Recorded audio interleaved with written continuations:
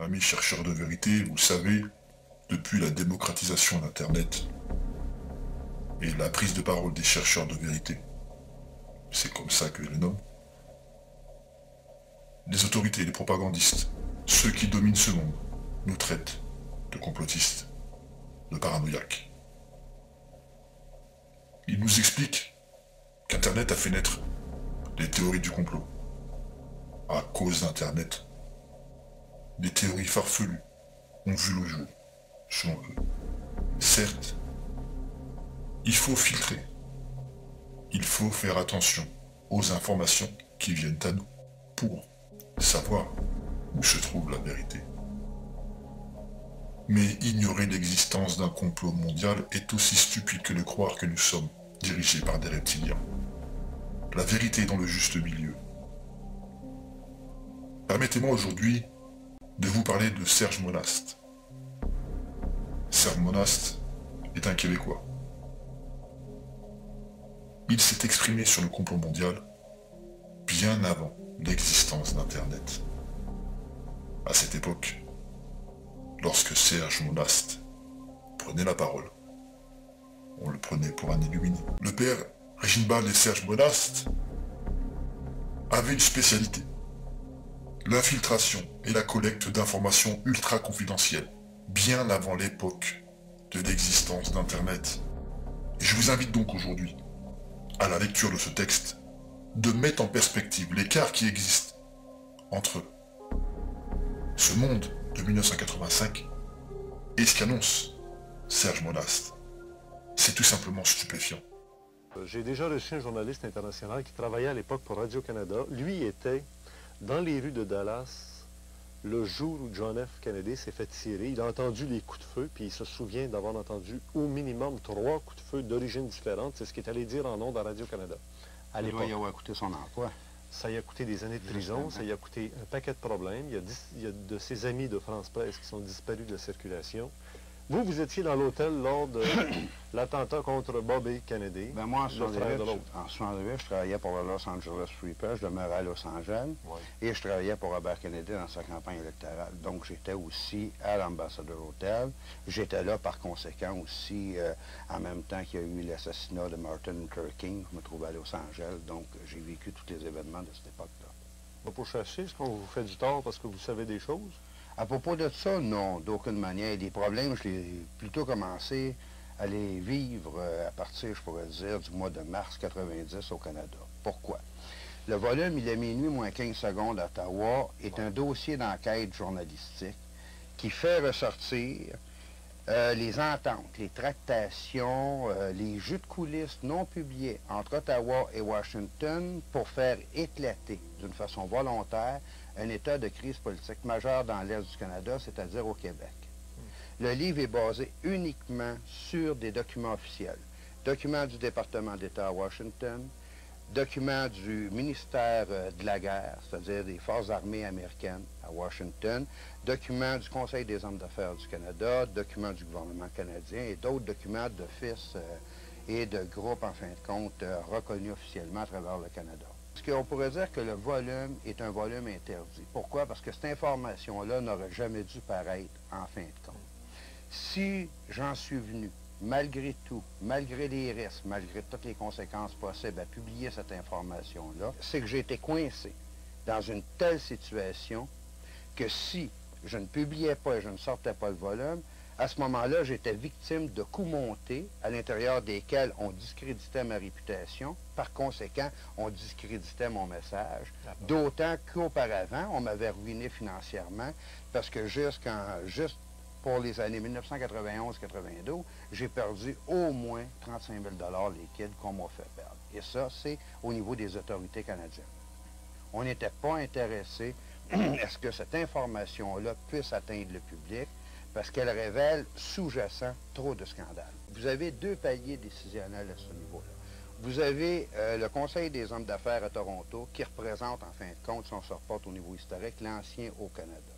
Ces personnes ne veulent pas, en aucune manière, perdre quelque pouvoir politique ou économique au profit du Québec. Ils sont prêts à n'importe quoi pour qu'il n'y ait pas un dédoublement, en fin de compte, au niveau des institutions financières et autres. Tandis qu'à Washington, c'est un autre motif. Il faut vous dire que tant le Conseil des hommes d'affaires à Toronto que le département d'État à Washington, ces groupes-là ont fait des études à propos du Québec. Et leurs études arrivent à la même conclusion. Personne ne peut plus arrêter le processus d'indépendance du Québec, le processus vers sa souveraineté. Ils savent que quel que soit le leader qui peut être au pouvoir au Québec, la volonté intérieure de la population québécoise se dirige irrémédiablement vers cette option-là. À ce moment-là, le Conseil des hommes d'affaires et les politiciens du Canada anglais, ayant réalisé la situation, ils en sont venus à la conclusion que n'étant pas capables d'empêcher ce processus-là, il fallait l'avorter. De quelle manière? En mettant les bois dans les roues de 10 années de négociations constitutionnelles. C'est pour cette raison que d'un côté, on disait à la population canadienne, on veut que le Québec reste à l'intérieur de la Constitution. On ne peut pas penser un Canada sans la dimension francophone du Québec à l'intérieur de celle-ci. Mais par contre, au niveau des faits, au niveau des négociations constitutionnelles, on a tout fait pour les refuser. En sachant très bien que les refus systématiques sur une période de 10 ans forcerait par conséquent, malgré eux autres, les Québécois à se rassembler au niveau de la question nationale et à déboucher par conséquent sur une option indépendantiste. Si on regarde d'un autre côté, au niveau du département d'État à Washington, ça fait 200 ans, au niveau du manifeste de la destinée continentale de la politique américaine, ça fait 200 ans qu'ils cherchent l'éclatement du Canada parce qu'ils ont besoin de ces ressources naturelles.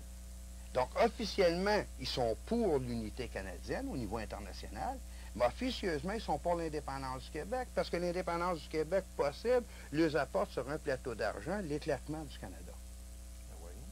Donc, là, qu'est-ce que les Américains pourraient profiter de l'éclatement du Canada? Ce serait quand même... Une des premières choses dont ils profiteraient, parce qu'ils ont quand même fait par des groupes d'études au département d'État les listes de 33 richesses de base dont ils ont besoin pour traverser économiquement le cap de l'an 2000. Et s'ils veulent demeurer concurrents par rapport à la communauté européenne, ils ont besoin d'avoir un accès direct, comme si ça leur appartenait, en fin de compte, à ces richesses naturelles-là. Ouais. L'une des premières choses qui se produirait, par exemple, au lendemain de l'indépendance. Premièrement, il y a chute de la bourse, il y a crise économique et crise politique majeure à travers tout le Canada. En 1991, les premiers ministres des provinces maritimes, sans que ça ait été trop ébruité, ont fait un voyage pratiquement secret aux États-Unis, rencontrer les gouverneurs de différents États. Il y a eu des rencontres, des négociations à ce moment-là qui faisaient ressortir qu'advenant l'indépendance du Québec, les premières provinces qui demanderaient leurs adhésions, en fin de compte, aux États-Unis seraient les provinces maritimes parce qu'ils seraient complètement coupés du reste du Canada et l'Ontario ne supporterait pas à elle seule le poids économique et politique des provinces maritimes. Séparé par un Québec séparé, justement séparé du reste du pays. Donc, les Américains veulent les provinces maritimes pour 3 points précis au départ. Le premier, ça lui donne immédiatement le contrôle de toutes les pêcheries pour l'Est, le nord-est de l'Amérique du Nord. Et l'entrée vers le Québec ou vers le reste du Canada. Justement, et en même temps, ça lui donne un point de concurrence solide au niveau du contrôle des pêcheries par rapport à la communauté européenne. Deuxièmement, ça lui donne immédiatement le contrôle de toutes les recherches pétrolifères au large de Terre-Neuve, ce qui explique, entre parenthèses, pourquoi le projet Hibernia ne débloque jamais au Canada. Troisièmement, ça lui permet l'installation immédiate de bases militaires américaines, stratégiques, à Halifax et à Terre-Neuve, qui sont les plaques tournantes de tout le trafic aérien de l'Est de l'Amérique du Nord, en fait. Il ne faut pas oublier que les Américains ont construit 2 bases militaires stratégiques, une à Fort Drum, qui se trouve être dans le nord de l'État de New York, juste au sud de Kingston, en Ontario, quand on sait que Kingston est la base du commandement de toutes les communications militaires pour l'armée canadienne. Et il y a une autre base qui est située à Deepwood. Celle-là se trouve sur la frontière du Maine et du Nouveau-Brunswick. Et cette base-là, c'est là qu'on fait l'entraînement de la police militaire spéciale américaine. La police militaire spéciale américaine, c'est elle qui est chargée des opérations de torture et de nettoyage politique en Amérique centrale et en Amérique du Sud. Et la base se trouve sur la frontière du Nouveau-Brunswick. Lorsqu'on parle de haute politique ou de haute économie internationale, ces gens-là ne pensent pas comme nous autres. Ils n'ont pas un système émotionnel qui fonctionne de la même façon que vous et moi. C'est une partie d'échec, c'est excessivement froid. Il n'y a aucun sens de relation humaine, il n'y a rien de semblable à l'intérieur de ça. C'est mathématique et Le Québec, ils veulent le laisser là pour tout de suite. L'Ontario, ils ont énormément d'échanges économiques. D'ailleurs, il y a énormément de transferts de fonds de la part des hommes d'affaires à Toronto vers les États-Unis. Ce n'est pas un problème majeur. Ce qui les intéresse, par contre, c'est à partir du Manitoba. Manitoba, Saskatchewan, Alberta. Le pétrole. Le pétrole, les prairies au niveau des céréales, donc un moyen contrôle céréalier avec le centre des États-Unis sur le monde, en fin de compte, les forêts de la Colombie-Britannique et les réserves d'eau inépuisables, en fin de compte, du nord de la Colombie-Britannique et du Yukon, dont la Californie a besoin, c'est avec comment continuer à se développer. Hier, avec lesquels je communiquais, puis il me disait justement, il dit, je pense qu'il est rendu à peu près à minuit. Minuit et 5 secondes, j'ai dit, je pense que c'est le cas. Alors, le processus politique qui est décrit à l'intérieur du volume, on est à l'intérieur de ce processus-là à l'heure actuelle.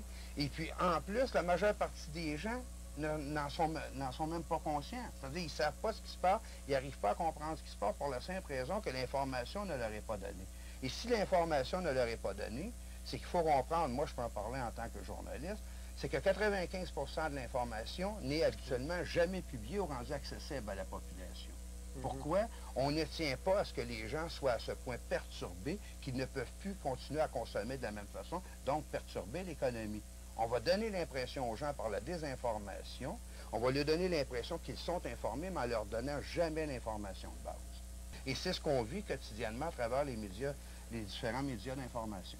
Mais vous n'avez pas cherché à faire une campagne de publicité pour votre livre? Là, vous passez ici pour la première fois à la télévision. J'ai cherché à faire une campagne de publicité, mais comme il m'a été rapporté à différents endroits, autant de la part de radios communautaires que de personnes travaillant dans les médias d'information officielle, ça a l'air, d'après ce qu'on m'a rapporté, qu'il n'y a aucun média d'information officielle pour l'instant qui va être identifié comme ayant été le premier à parler officiellement d'un volume semblable. Oui. Prenons juste l'affaire Will & Me pendant le référendum. Le fameux scandale Will & Me des cassettes, à fin de compte. Le vendredi saint, j'étais avec Claude Beauchamp à Sainte-Foy. On dînait ensemble dans une rencontre privée. Et Claude me faisait part à ce moment-là que ça leur avait coûté 1 million de dollars d'avoir sorti une chose comme ça. J'ai dit 1 million de dollars, comment? Il dit tout ce qu'on avait comme contrat du fédéral au niveau de la publicité nous a été coupé. Osez en parler. Justement, l'arme économique. Et quand l'arme économique de la part du pouvoir n'est pas suffisamment efficace, on va tenter de faire un coup monté contre la personne pour la discréditer aux yeux de la population. Si au-delà de ça, le discrédit n'est pas suffisant, et cette personne-là a une famille, on va tenter de faire des pressions sur sa famille, mais si, rendu là, ce n'est même pas suffisant, c'est là que la vie de la personne peut être en danger. On appelle ça la pratique de la démocratie. Serge Monast et son ami le père Reginbald annonce en 1985 l'existence de ce nouvel ordre mondial. En 1985. Certes, il est difficile pour nous aujourd'hui de comprendre quelles étaient les mentalités de l'époque. Mais ces deux personnes avaient tout compris bien avant l'existence d'Internet. Sachez que Serge Monast et le père Reginbald sont tous deux morts de mort prématurée.